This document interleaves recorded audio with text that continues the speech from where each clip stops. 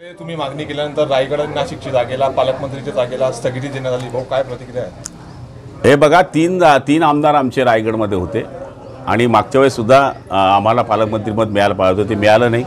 त्यामुळे गोगावले हे आमचे प्रतोद राहिलेले आहेत। मागच्या वेळेस त्यांना मंत्रिपद मिळणार होतं तरी त्यांना मंत्रिपद मिळालं नाही, तरी ते थांबले।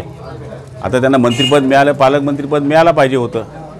नाशिकमध्ये राष्ट्रवादीच्या लोकांनी आमचे आमदार जास्त आहे म्हणून त्यांनी प्रेशर केलेलं आहे आणि त्या ठिकाणी दादा भुसे आमचे ज्येष्ठ मंत्री आहे, त्यांना मंत्रिपद मिळालं पाहिजे होतं, पालकमंत्रीपद ही आमची मागणी होती।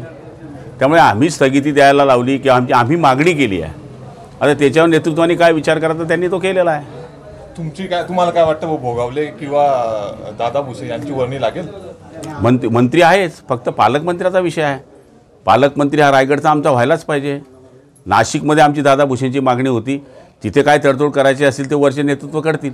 हे बघा, ही काय माझ्या एकट्याची मागणी होती असं नाही, ही पक्षाने केलेली मागणी आहे आणि मागणी मागच्या काळातही झाल्या, आताही होत आहेत। गोगावले हे आमचे प्रतोद होते, तिथे आमची शक्ती आहे, तिथे आमचे 3 आमदार आहे आणि राष्ट्रवादीचा एकच आमदार आहे। मागणी करणं काय पाप थोडी आहे। दुसरीकडे जे बीडची जी जागा आहे, बीडच्या पालकमंत्रीपदाच्या ज्या हालचाली आहे ते बीडची ताईचं असं म्हणणं आहे की मी जर बीडची आहे तर मला बीडची जागा या ठिकाणी पालकमंत्रीपदात मिळायला पाहिजे होती, ते जालना ठिकाणी आहे भेटली, त्यांनी अशी प्रतिक्रिया व्यक्त केली। हे बघा, जिल्ह्यातला मंत्री असला तर तेवढा फायदा होतोच, त्यांच्या म्हणण्याला अर्थ आहे, पण शेवटी हा त्यांच्या पक्षाचा विषय आहे, त्याच्यामध्ये बोलणं उचित होणार नाही।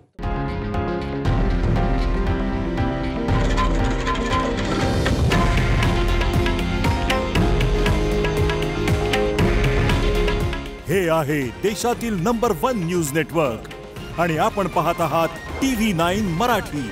काळजी तुमची, हित महाराष्ट्राचं।